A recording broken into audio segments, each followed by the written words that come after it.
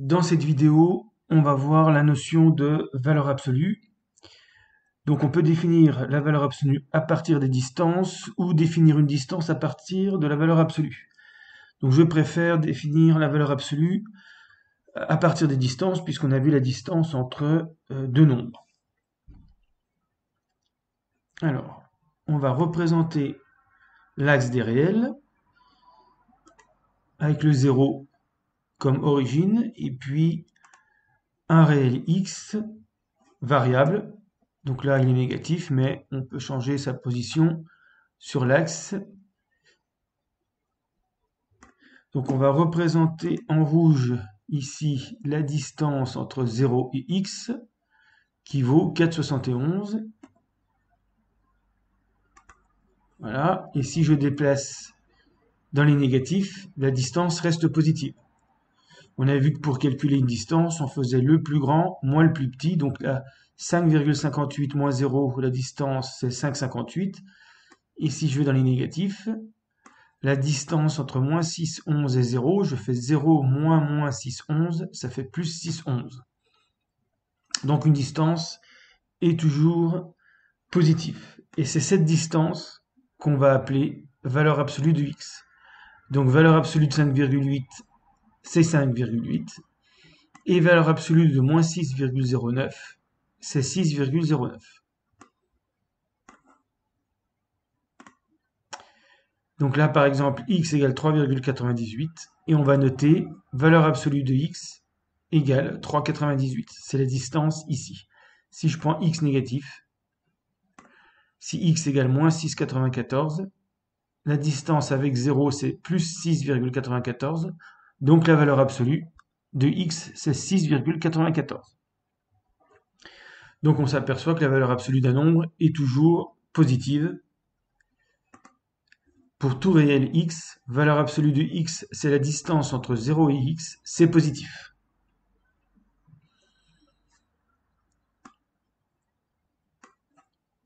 Alors, on va voir quelques propriétés. On va prendre x et moins x.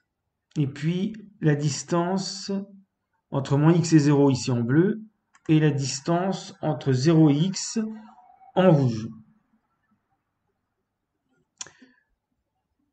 La distance en rouge représente la valeur absolue de x. La distance en bleu représente la valeur absolue de moins x. Et on s'aperçoit qu'elles sont égales quand on fait varier x et moins x, même quand x devient négatif. La distance avec 0 entre x et 0 est la même que la distance entre moins x et 0. Ce qui veut dire que la valeur absolue de moins x, qui est ici en bleu, est égale toujours à la valeur absolue de x.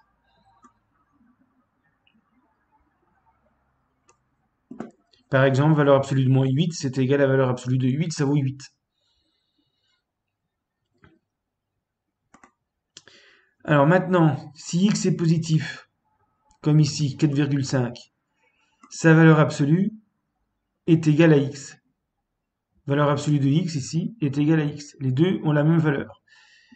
Et si x est négatif, il se passe quoi? Là, vous avez x égale moins 6,35. Valeur absolue de x, c'est plus égal à x, c'est égal à l'opposé de x. Si x est négatif, alors valeur absolue de x égale moins x. Alors faire attention, le x est négatif et le moins x est positif. Parce qu'une valeur absolue est toujours positive. Ceci permet parfois d'écrire des expressions à une valeur absolue sans le symbole valeur absolue. Mais on est obligé de faire deux cas.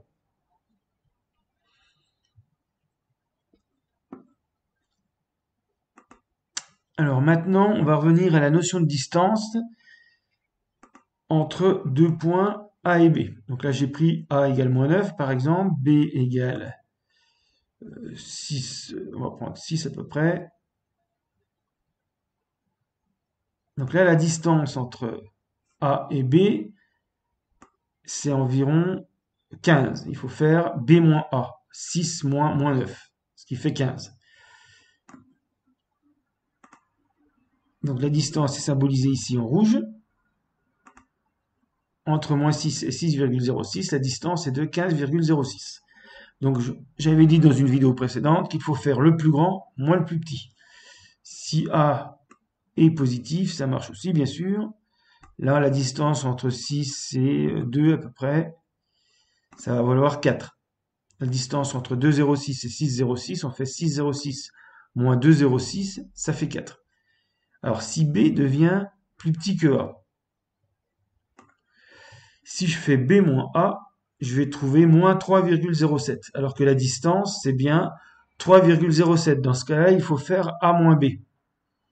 Même chose dans les négatifs, ça ne dépend pas du signe de B ou de A, ça dépend de la position de B par rapport à A. Là, il faut encore faire A moins B. Moins 5 moins 9, ça va faire plus 4. Ici, A devient plus petit que B. Eh bien, on va faire B moins A. Et la différence va donner 5,67. Donc, en faisant le plus grand moins le plus petit, on trouve toujours la distance. Le problème, c'est si on ne connaît pas A et B, et on voudrait une formule qui marche tout le temps. Alors, c'est pas grave, si on se trompe de côté, si on fait A moins B, on va trouver ici moins 11,91 au lieu de 11,91. Mais avec la valeur absolue, on peut éliminer le signe moins. D'où la formule distance entre A et B, on prend la valeur absolue de B moins A, ou la valeur absolue de A moins B. Et ça marchera tout le temps. Par exemple, si je fais A moins B ici, je trouve moins 11,91, mais en prenant la valeur absolue, je vais retrouver 11,91, puisque la valeur absolue, en fait, élimine le signe du nombre. Alors bien sûr, on ne fait pas les deux. On prend valeur absolue de B moins A, par exemple. Donc cette formule évite d'avoir deux cas à étudier, c'est-à-dire, il faudrait faire sinon, si A est plus petit que B, alors la distance entre A et B, c'est B moins A, le plus grand moins le plus petit, comme ici, sur le dessin. Et puis si on a le contraire, si c'est A qui est plus grand que B, dans ce cas-là, il faut faire la distance entre A et B, c'est A moins B. Donc il faut faire deux cas. Avec la valeur absolue, on fait valeur absolue de B moins A et on a une seule formule. Alors, on va voir des exercices. Voilà 5 questions sur les valeurs absolues et les distances entre deux points. Donc, je vous laisse regarder les 5 questions. Vous faites pause, vous essayez de les faire et je donne tout de suite la correction.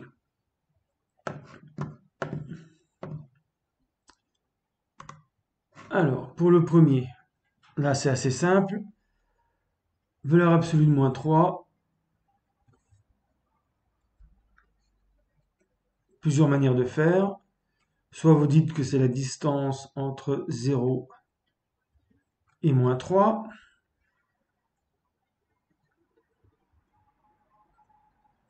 Donc on fait le plus grand moins le plus petit, ce qui donne 3. Soit vous dites que moins 3 est négatif. Donc dans ce cas-là, on sait que la valeur absolue du nombre, c'est l'opposé du nombre. Et moins 3, ça fait 3. Soit plus simplement, vous dites que on supprime le signe du moins 3 pour avoir sa valeur absolue. Et dans ce cas-là, c'est pas la peine de perdre du temps. Vous dites directement que ça fait 3. Et puis pour 6, c'est encore plus simple. Valeur absolue de 6 égale 6, car 6 est positif. Pas la peine de s'embêter avec la distance 6 moins 0 entre 0 et 6. Donc là, rien de plus simple quand on connaît bien les nombres.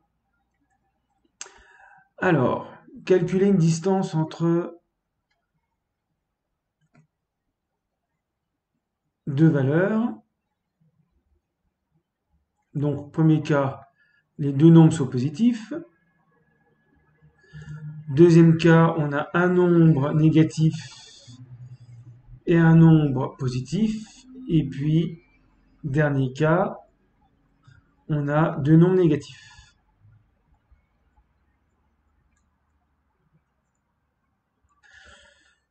Il y a deux méthodes. Soit on fait le plus grand moins le plus petit. soit on applique la formule valeur absolue de mu moins a. Dans n'importe quel ordre, on est sûr de ne pas se tromper. Alors, par exemple, ici, on va faire soit 7 moins 3, et on va trouver 4. Donc la distance entre 3 et 7, c'est 4. Si on se trompe de sens, ou si on n'est pas sûr, on met valeur absolue de 3 moins 7 ou valeur absolue de 7 moins 3, ça marche. Là, on s'est trompé de sens, donc on trouve valeur absolue de moins 4, mais ça donne encore 4. Là, je vais faire directement la différence des deux, en me trompant de sens, exprès. Alors, c'est moins 5, moins 7, qui va me donner moins 12. Mais valeur absolue de moins 12, on vient de voir dans la question précédente, c'est 12. Donc la distance entre 7 et moins 5, c'est 12. Alors bien sûr, si on fait directement le plus grand moins le plus petit, on trouve 12. Et puis là, ça marche pareil.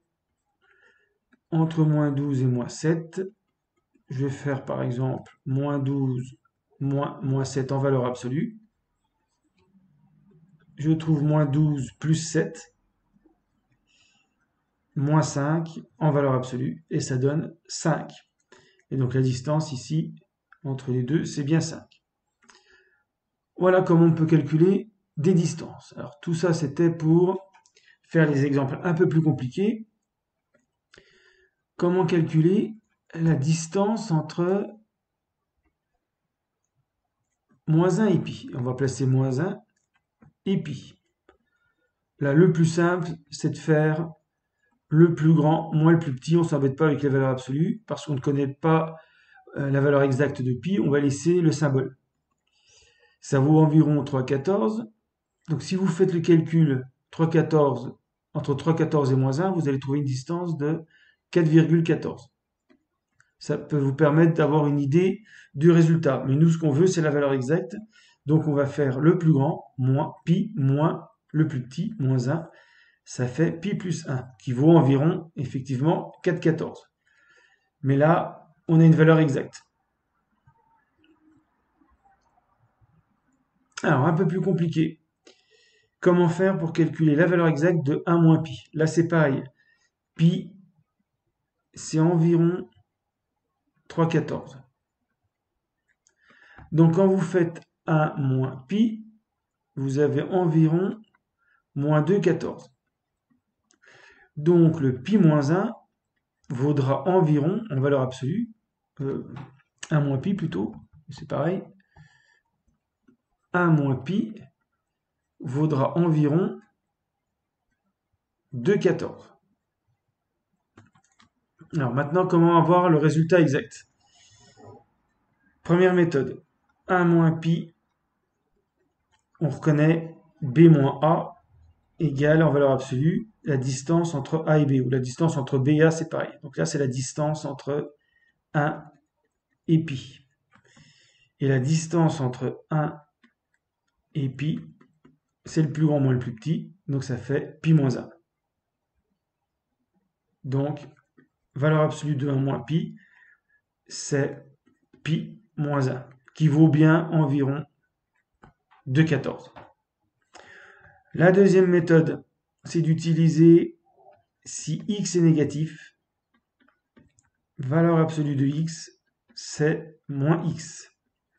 Et là, manifestement, le 1 moins pi, il est négatif. Donc, 1 moins pi est négatif. Donc ça, c'est mon x, 1 moins pi. Donc, valeur absolue de 1 moins pi, c'est l'opposé de 1 moins pi.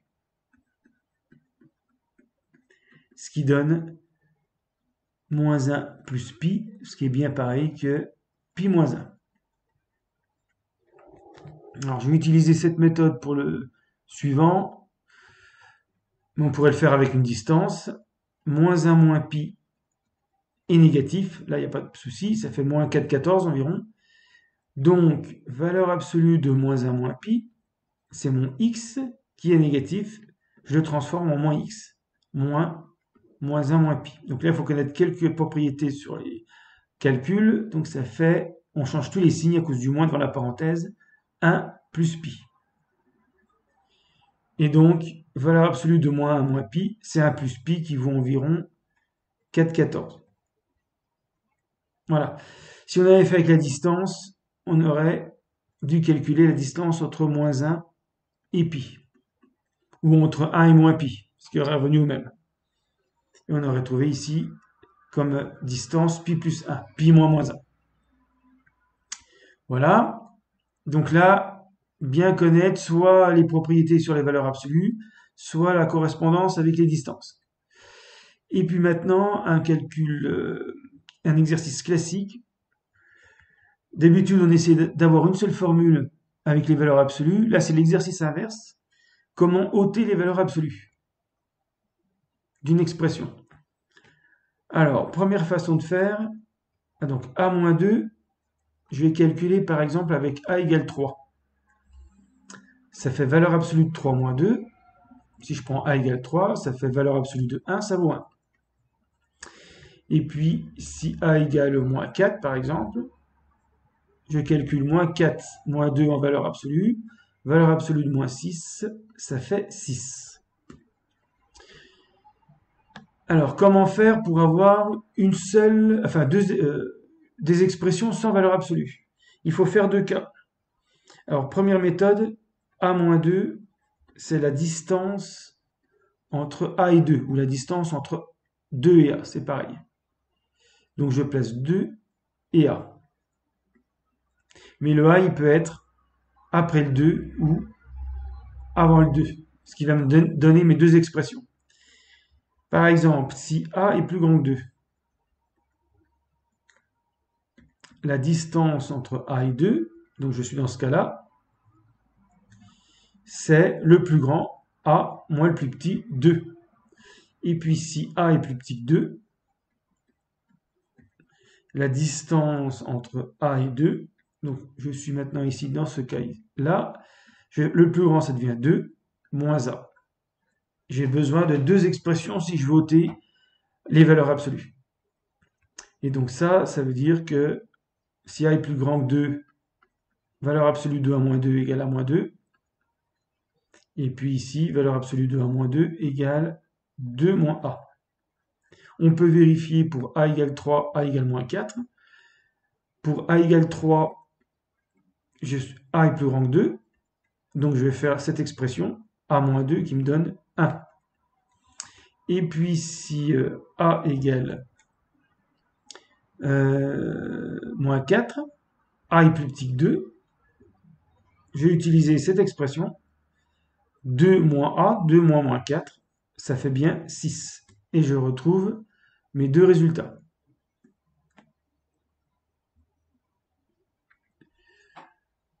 Alors, il y a une autre méthode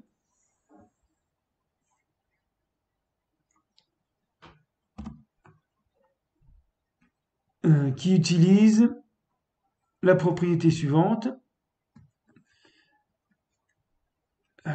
X